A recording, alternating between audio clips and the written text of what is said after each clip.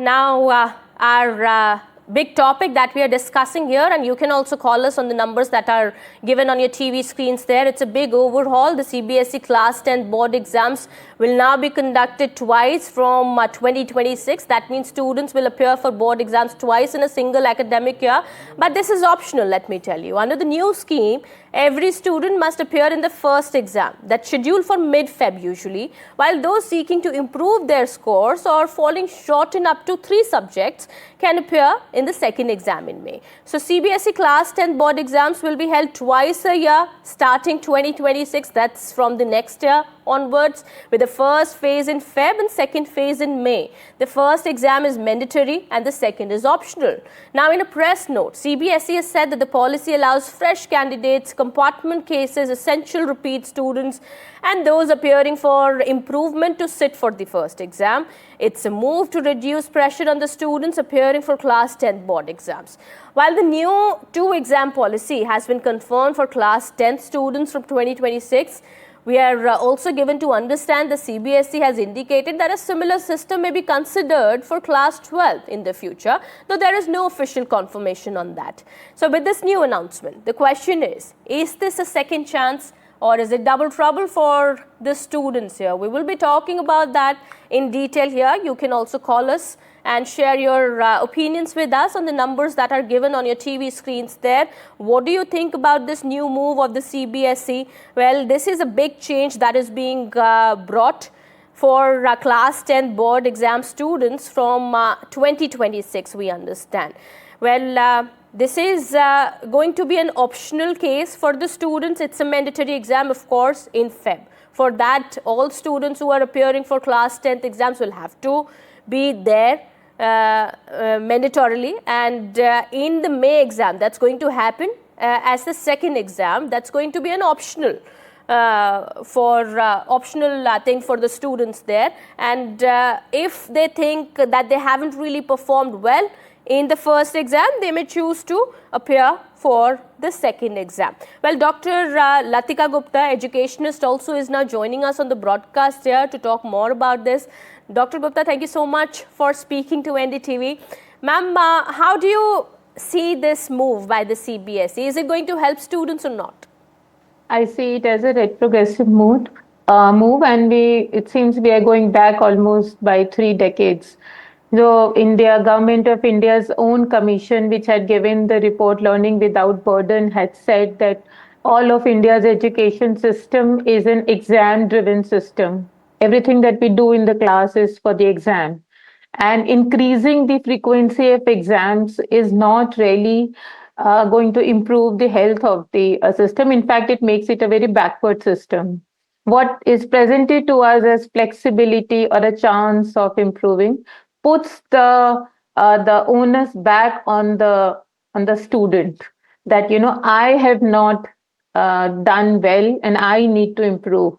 And it takes away the whole discourse of the system, that the school and the system and the teachers together work for the young generation, that they appear in these exams and clear them. So board exams. This is going to be an option for the students, I understand. So if my child hasn't really performed well in the first exam and wants to appear for the second one, then what should be the problem? And why should you worry so much about board exam, 10th exam scores? That's a point, why should you really worry about them? And what we are forgetting is that for the second round, if I feel that, I have not done enough, and because these are the times, especially in CBSE schools where students, even if they score 88, 89, 85, even 92, they feel they have not done enough. Yes. So if such students, and obviously the ones who have scored only 40s and 40s or 50s, want to appear again, what will happen to the teachers? The school goes on with the help of the teachers and a system. What will happen to those teachers who will have to help them prepare in March, April, May, these months? And this is the same school wherein teachers also get into evaluation mode. Plus, they run the classes, they start the new academic session from the month of April. So what is this whole policy of repeated exams is basically making teachers work continuously without having any time to prepare, to plan, to see what all their students need and how to make their classroom learning creative, interesting for the students. So, ma'am, you're saying that it's going to put extra pressure on the teachers as well as on the students. It's not going to reduce the pressure, rather, for which Yes, this move is being brought. And the teachers will either be available to those who are appearing in the second round or will be available to those who are now moving to the next grade. If the teachers have to divide their attention, then how is the student going to improve in the second round? The student obviously needs extra input, and this is where the coaching industry comes in. That the student who wants to improve supposedly will then end up relying on coaching industry, and all these repeated rounds of exams that are being made possible in the name of flexibility are actually paving a way for a very commercialized, in fact I would say hyper commercialized education system. But this evening, when I speak to you, the only solace that comes to my mind is that only 20% Indian schools are CBSE schools. 80% schools in India are not really CBSE schools. So far, over the last 2 decades, I had seen that CBSE had taken some progressive steps, like it introduced internal assessment in 10th and 12th. It introduced project work, assignment work. It brought in many modes of assessment along with paper pencil tests. And it started giving a break. It started giving extra time for reading the question paper so that the students do not really feel the stress of performing in 3 hours. But repeatedly asking them to perform 3 hours, 3 hours, 3 hours is not really increasing flexibility. It keeps the discourse of exam as the hallmark of the entire education system alive, and that is the big problem. And when CBSE introduces this, it completely forgets or negates the teachers and the schools, the whole calendar, how schools and teachers Yes, ma'am, work. I'm sorry, I'll have to interject there. I'll just come back to you. We also have a caller on the broadcast with us, Ashfaq, calling us from New Delhi. Ashfaq, go ahead. What's your view on this? Yeah, my concern with this decision is will it not put additional burden on the students, as knowing Indian parents, they will push students to take both the boards. So instead of one exam, kid in class 10th will now have to take 2 exams. So will it not add additional pressure?